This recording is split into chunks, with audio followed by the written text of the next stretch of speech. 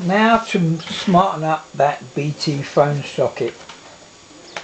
Simply take your vinyl overlay, excuse me while I peel it off. I find it easier to line up the side and the hole first.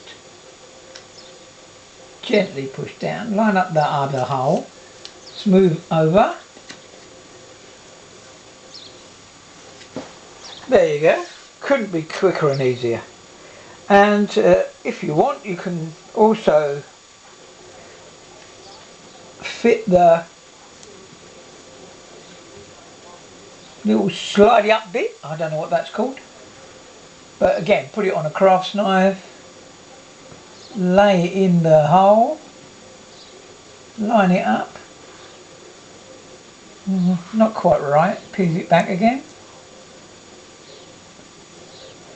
All these little ones are always tricky. Lay it in, push down, and I find make sure that the top where it's going to slide into the inner bit is stuck. So spend a bit of time making sure. Make sure this goes up and down easy. Seems to be. And there you go.